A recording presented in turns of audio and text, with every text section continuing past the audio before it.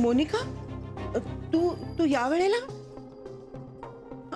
आणि एकटी? विक्रांत कुठे आहे? अगं निर्मला ते तुम्हाला दोघांना घेऊन गेली होती ना? हो. अगं रडायला काय झालं? हा अगं बाई, काही अपघात वगैरे नाही ना झाला? हो थांब, तू आधी आत ये. चल. अगं काय झालं मोनिका? हा ही बोलत का नाहीये? Monika, are you okay? अगं का?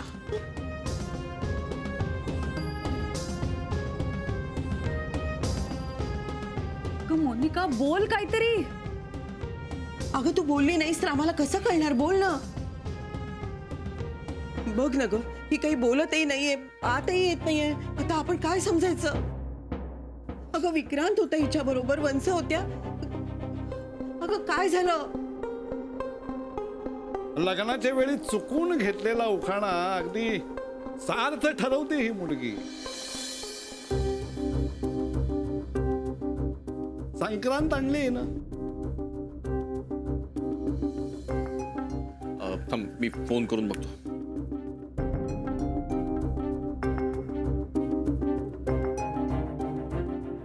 विक्रांतचा फोन लागत नाहीये. मी ताईला करून बघतो. थांब. हा लागला फोन. रिंग वाजते. ताई उचलत का नाहीये फोन? मोनिका अगं शांत हो. विक्रांतचा फोन लागत नाही म्हणजे काही विपरीत तर घडलं नाही ना ग?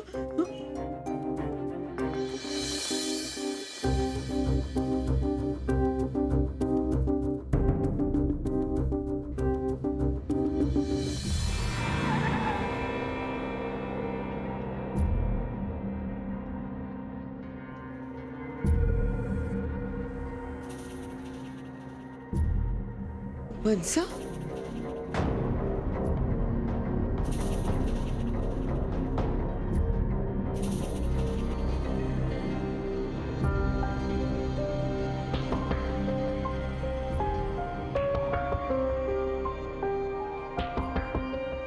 आत्या.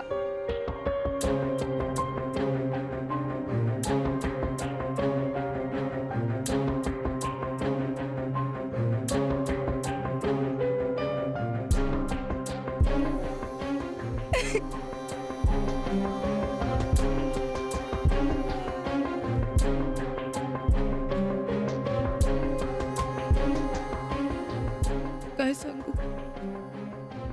ए वेडाबाई, बस आले ना मी आता.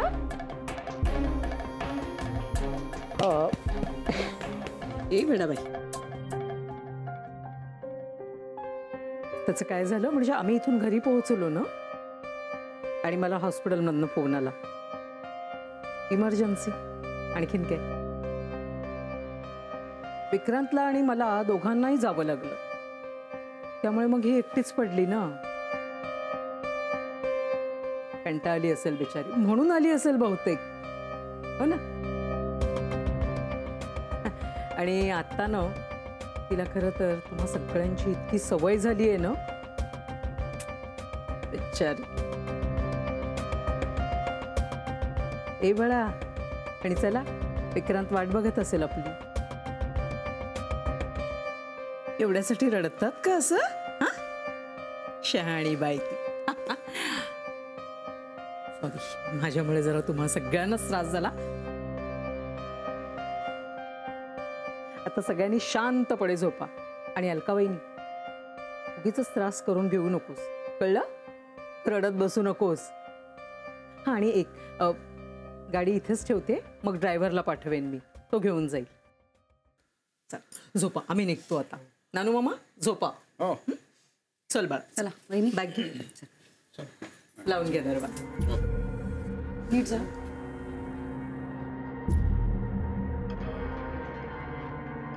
चल.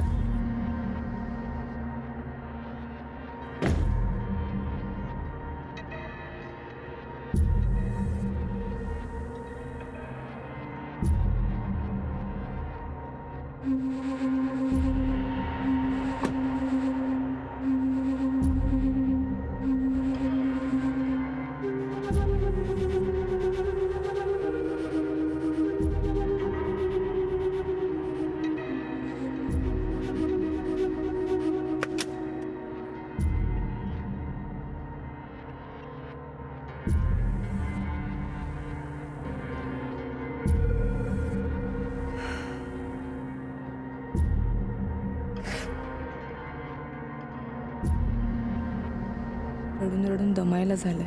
साहजिकच आहे. खोटं खोटं रडायचं म्हटल्यानंतर जास्त कष्ट पडतात. आत्या, हम्म. घर आल्यावर मला उठवाल? मी जरा झोपते प्लीज.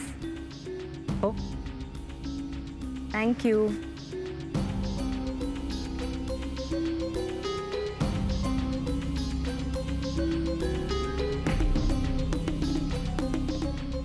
आत्या उठवा. उठवेन.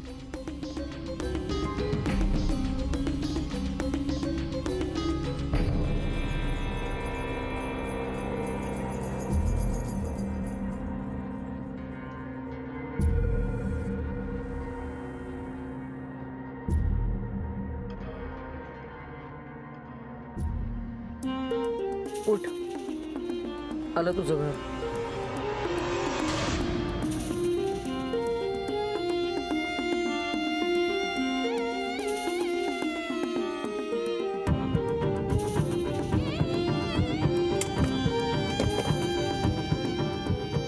मी सुद्धा तुला तोच प्रश्न विचारू शकते. काय सांगू तुझ्या घरच्यांना?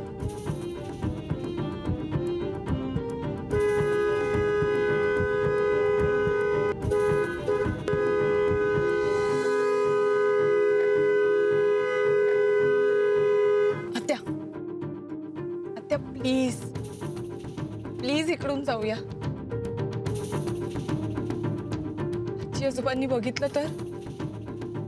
Please are you sure? आत्या प्लीज प्लीज.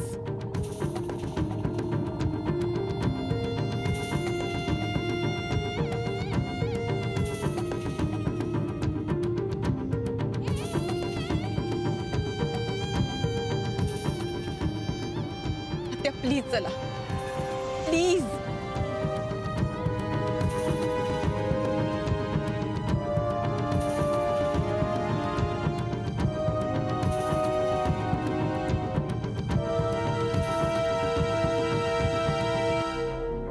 जरा तोंड सांभाळून बोल नान्या. आपल्या घरची सून आहे, कळलं ना? पण काय आहे, माझ्या डोळ्यांना जे दिसतं, कानांना जे ऐकायला येतं तेच मी सांगतो ना. हं? आता आपली सून म्हणून म्हणतीस, पण दळवींची एक तरी सून अशी वागलीये का? मुद्द्याचं बोल. काय ती मुलगी सरळ बॅग घेऊन दत्त म्हणून दारात हजर, आणि काही न बोलता नुसती रडायलाच लागली. आणि हे सगळं बघून मग अलकाई रडायला लागली. माई नाही नाही ते विचार डोक्यात यायला लागले. पण ही एक नाही दोन नाही, अगं नुसती घाबरगुंडी उडाली होती सगळ्यांची. माई खरंच खरं काय झालंय हे माहितीये का ग आपल्याला? हा सांग ना, नक्की काहीतरी मूर्त आहे. नानू मामा, ओ काय बोलताय? म्हणजे आम्ही ऐकलं सगळं. हा नाण्या 75% मीठ मसाला लावून बोलत असला ना, तरी त्यातले 25% तथ्य असतं.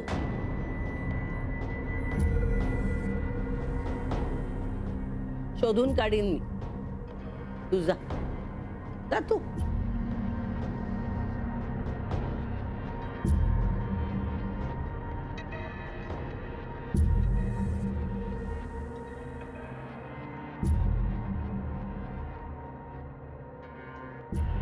Welcome home.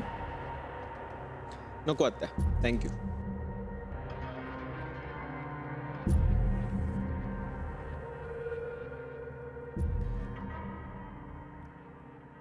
विक्रांत, ही वरची रूम तुझी.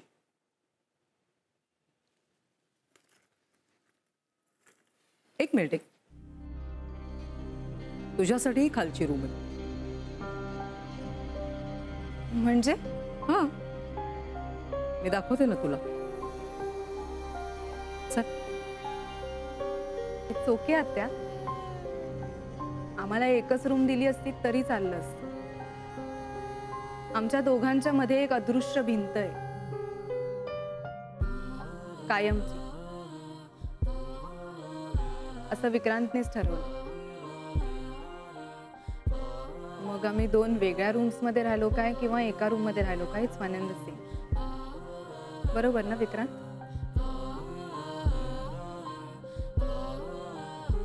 आत्या, काय झालं? तुलाही पटलं नाहीये की काय? तसं नाही आत्या, पण ती प्रेग्नंट आहे आणि तिला एकटं रूम मध्ये ठेवणं मला बरोबर वाटत नाही. हे घर पण तिच्यासाठी नवीन आहे ना. कधी काही गरज पडली तर तुम्ही दोघंही आवरून या, मग बोलू.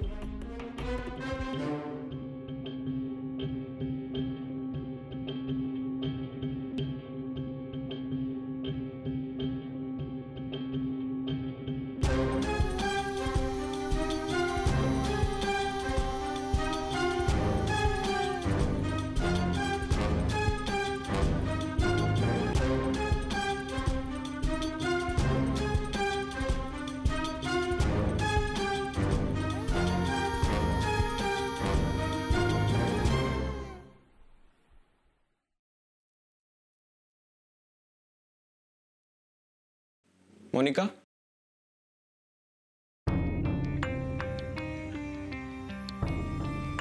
मी खाली जातोय. नको ना,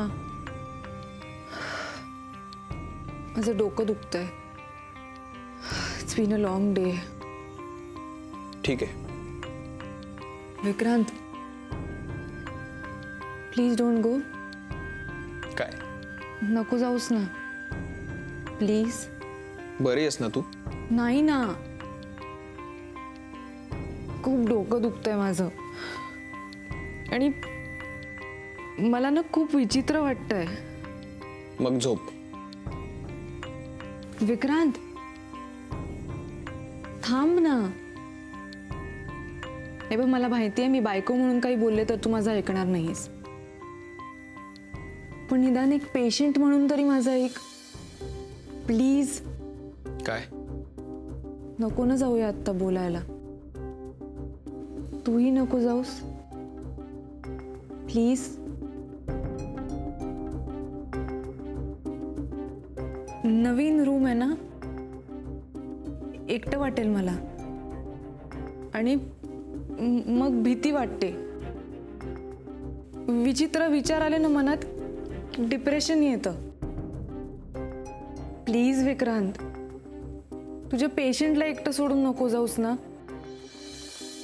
I beg of you Vikrant, please. I need you please.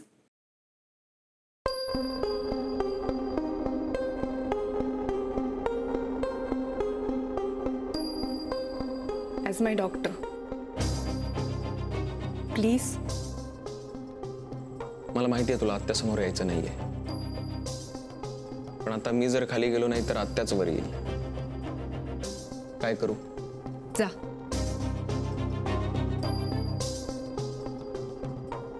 आणि मी झोपणार आहे आता. Please don't disturb me.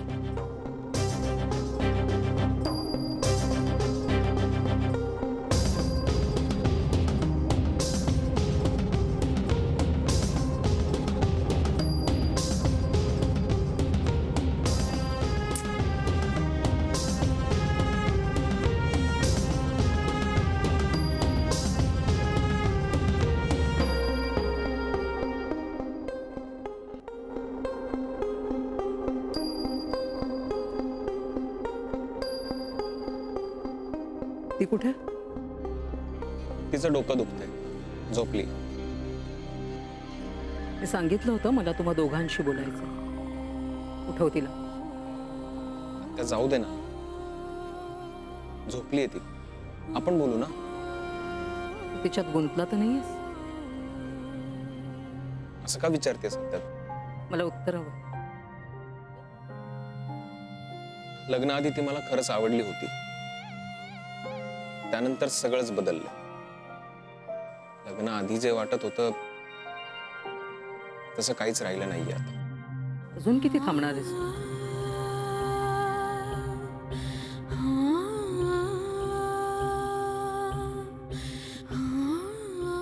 कशाबद्दल बोलतेस तू? जरा स्पष्ट सांग ना.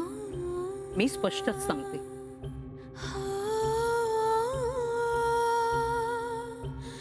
आत्ता वेळ आलेली आहे, तू तिला डिवोर्स दे.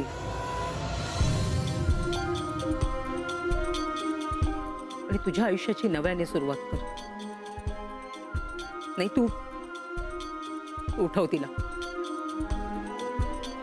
आत्ताच बोलून आपण ह्या गोष्टीचा सोक्षमोक्ष लावूया.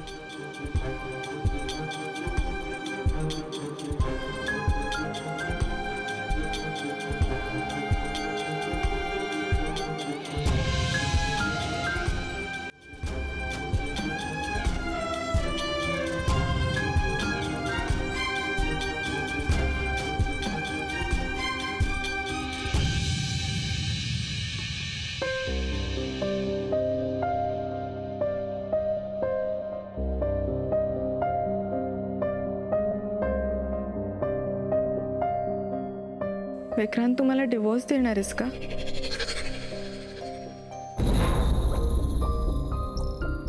काय? इतकी वाईट आहे का रे मी?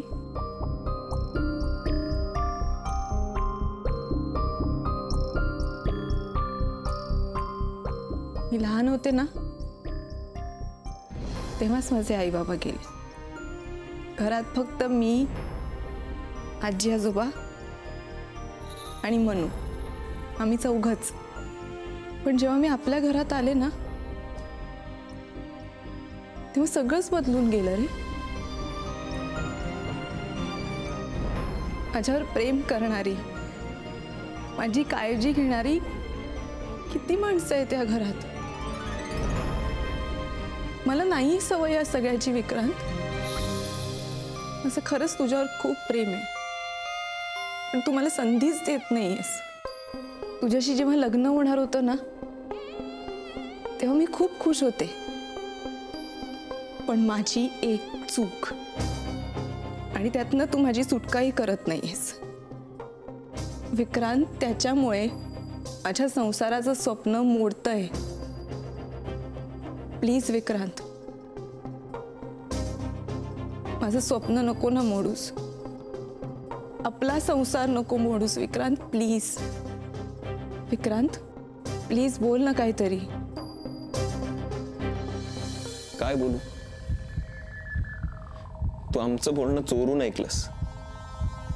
खाली यायला नको म्हणून झोपेचं नाटक केलंस तू. आता हे जे बोलतेस ते तरी खरं कशावरून, मोनिका? मग तू मला खरं खरं उत्तर देशील? तू खरंच मला डिवोर्स देणार आहेस का?